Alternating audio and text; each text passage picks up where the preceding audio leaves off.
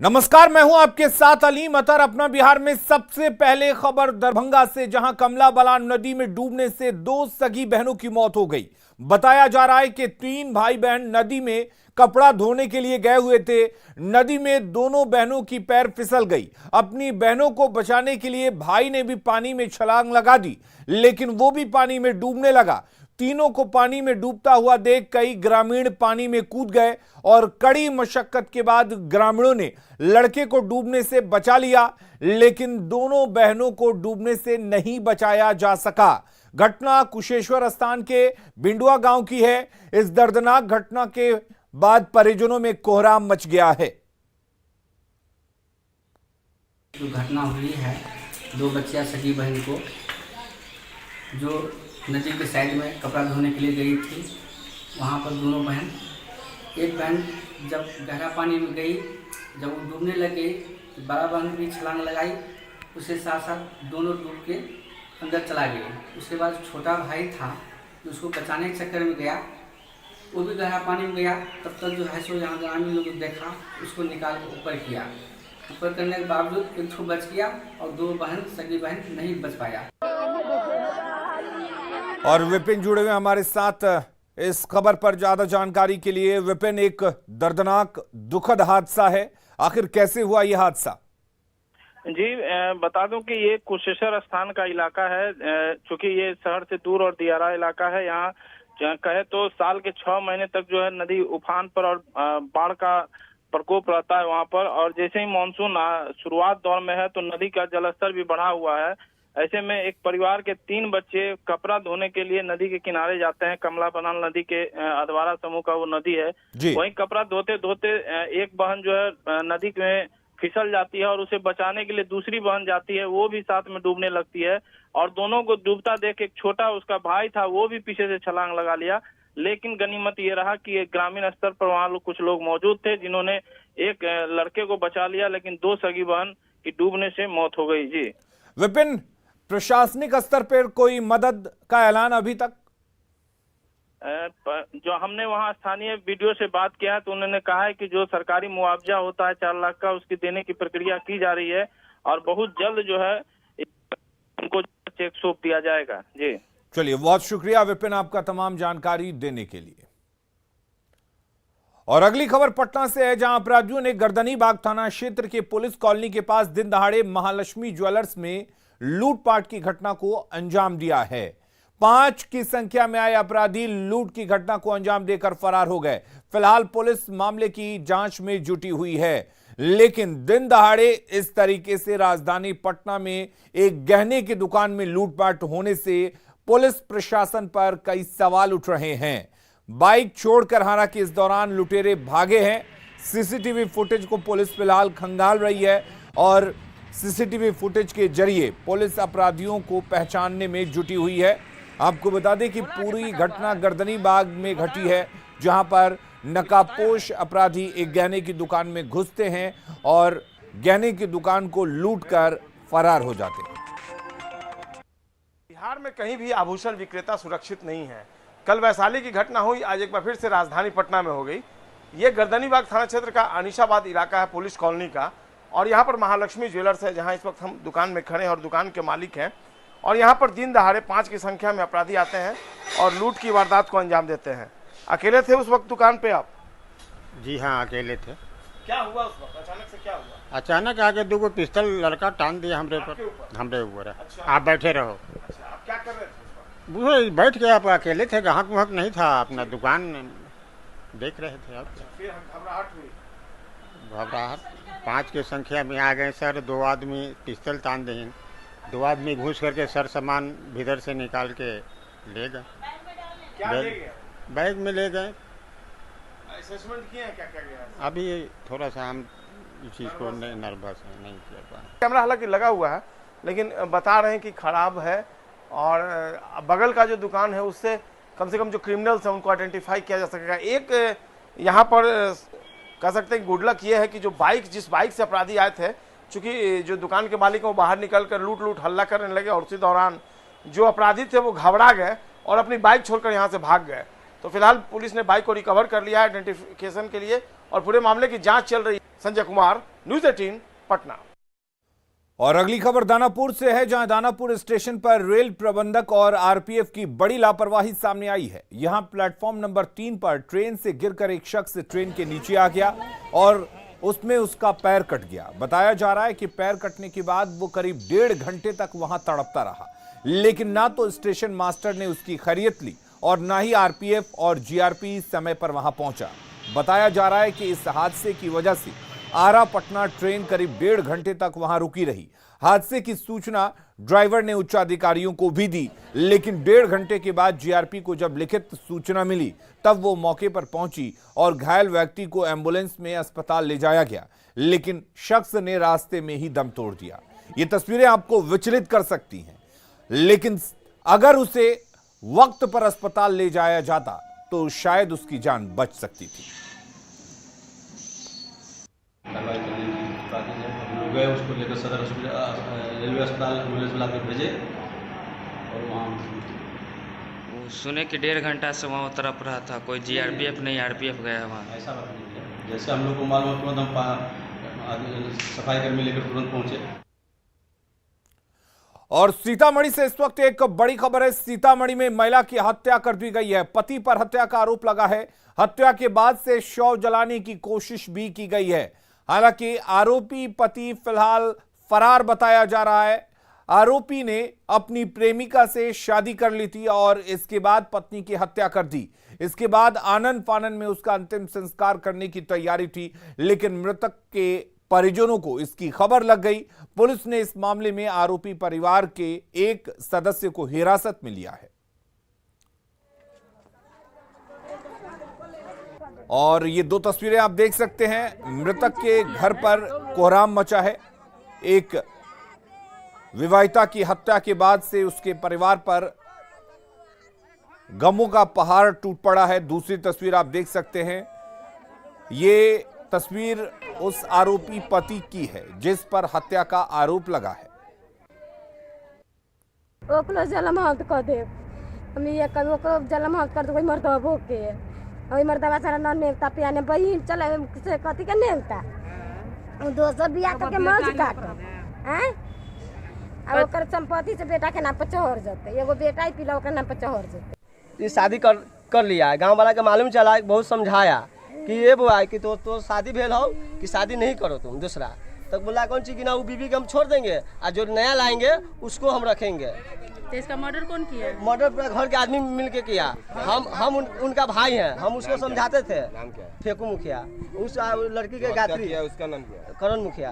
अपने भाभी के बहन से ही शादी किया हुआ है बदनाहा गांव में। और उसके बाद मारपीट रोजीना करता था, घर पे फोन आता था, हम लोग समझाते थे।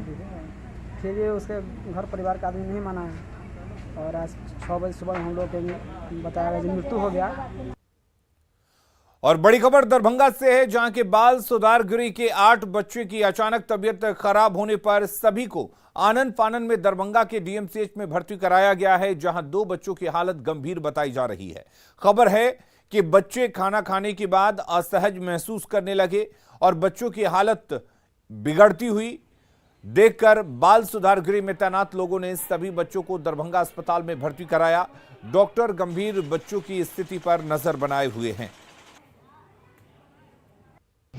ये मामला विषाक्त भोजन करने का है, जिसमें कुछ बच्चे पेट दर्द और उल्टी से प्रभावित हो गए। एक दिन पहले लोगों ने कुछ खाया था, लेकिन इसमें भी परस्पर विरोधाभास है जो क्या खाया था। तो 8 बच्चे यहाँ आए और भर्ती हुए, जिसमें 2 बच्चे ज़्यादा उल्टी हो जाने के कारण इलेक्ट्रोलाइट लॉस हो गया था। उनकी स्थिति थोड़ी गंभीर थी। Doctor SC. झा मेडिसिन में वो लोग भर्ती हैं। सबों का उपचार। कटिहार में भीषण सड़क हादसे में 2 पुरुष सहित एक महिला की मौत हो गई है। घटना सालमारी थाना क्षेत्र के मुकुड़िया मोड़ के पास की है। हादसा बाइक और ऑटो की सीधी भिड़ंत के कारण हुआ है, जिसमें बाइक पर सवार 2 युवक और ऑटो में सवार एक महिला की मौत हो गई है। बाइक सवार दोनों मृतक सालमारी क्षेत्र के ही रहने वाले हैं। घटना की सूचना पर मौके पर पहुंची पुलिस ने शव को अपने कब्जे में ले लिया है और घायलों को इलाज के लिए अस्पताल में भर्ती करवाया है। पागल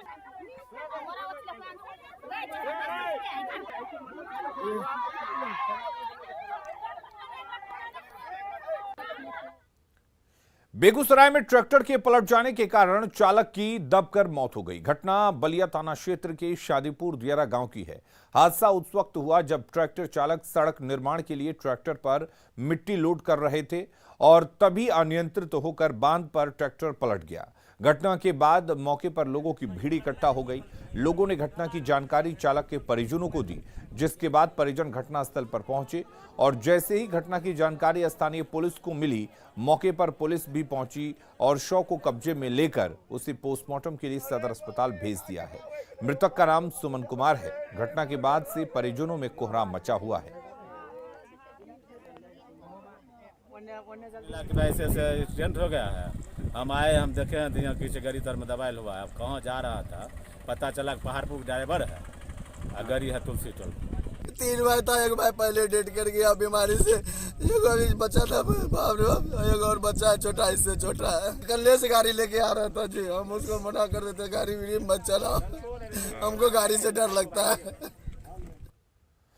अगली खबर का रुख करते हैं। बीजेपी के राज्यसभा सांसद राकेश सिन्हा ने बिहार में जातीय जनगणना के मुद्दे पर सवाल उठाया है।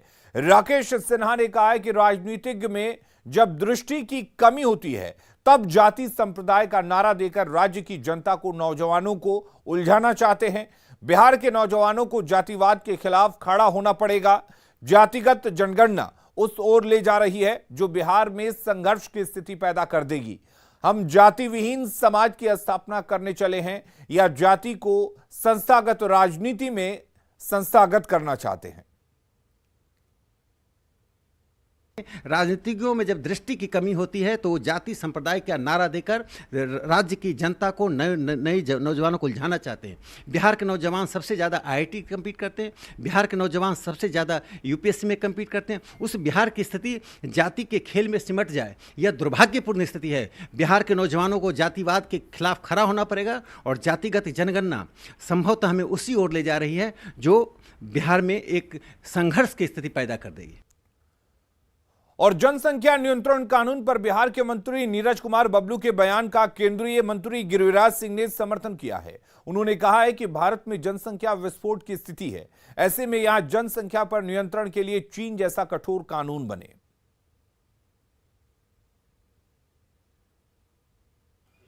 नीरज बबलू ने जो कहा सही कहा। आज समाज में चाहे देश के स्तर पर जोड़ें या राज्य के स्तर पर जोड़ें, जिस गति से विकास है उससे तिगनी गति से जनसंख्या की वृद्धि है। आज चाइना 1 मिनट में 10 बच्चे पैदा हो रहे हैं तो भारत में 1 मिनट में 33 बच्चे पैदा ले रहे हैं। इसलिए भारत में एक कड़ा कानून बने जनसंख्या कानून के लिए। बिहार से राज्यसभा के सभी उम्मीदवार निर्विरोध निर्वाचित हो गए हैं। विधानसभा सचिवालय की तरफ से सभी निर्वाचित सदस्यों को सर्टिफिकेट दिया जा रहा है। बीजेपी से इस बार शंभू शरण पटेल और सतीश चंद्र दुबे राज्यसभा के लिए निर्वाचित हुए हैं। वहीं जेडीयू से खीरू महतो और आरजेडी से मिसा भारती और फयाज अहमद। ये तस्वीर विधानसभा की है जहां मिसा भारती और फयाज अहमद को जीत का प्रमाण पत्र दिया गया। सर्टिफिकेट लेने के बाद दोनों के साथ राबड़ी देवी और तेज प्रताप यादव भी पहुंचे हुए थे।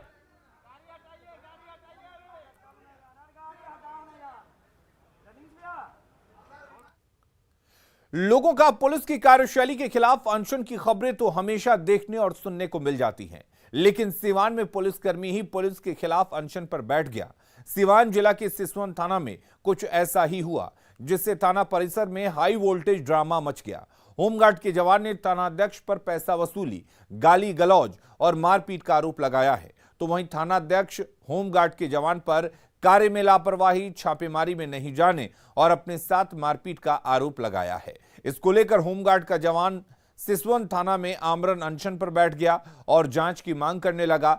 मामले की गंभीरता से देखते हुए सीवान एसपी शैलेश कुमार सिन्हा ने एसडीपीओ जितेंद्र पांडे को जांच के आदेश दिए हैं।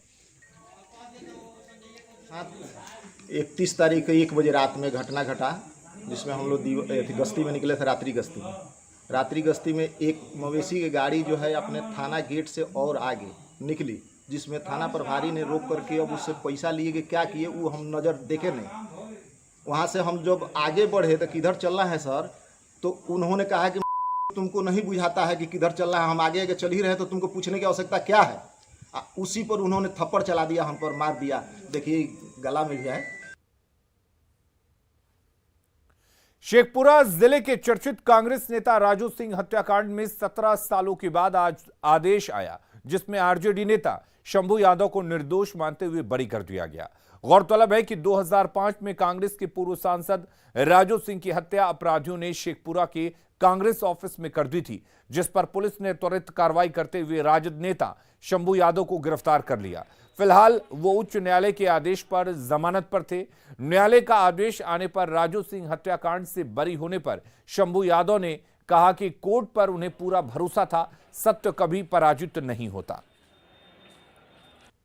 से निर्दोष साबित होंगे ऐसा हमको भरोसा था। जब निर्दोष हुए साबित, क्या लगता है जानबूझ के आपको फंसाया गया था? नहीं, ये कब कहने का क्या है। जब हम निर्दोष साबित हो गए तो जानबूझ के फंसाई या नहीं फंसाई कहने की जरूरत तो है नहीं। फैसला में कुछ नहीं था। 36 गवाह में जितने भी आई विटनेस थे सब हॉस्टाइल हो गए। इनके साथ 4 जो FIR नेम्ड हैं वो भी हॉस्टाइल हो गए। ये भी अपने बात से पलट गए, ये भी आइडेंटिफाई नहीं किए एक्यूज्ड को, इसीलिए उनके पास कोई कारण नहीं था कि सजा करे। और अपना बिहार के इस बुलेटिन में फिलहाल के लिए इतना ही। आगे देखेंगे झारखंड की खबरें जोहार झारखंड में।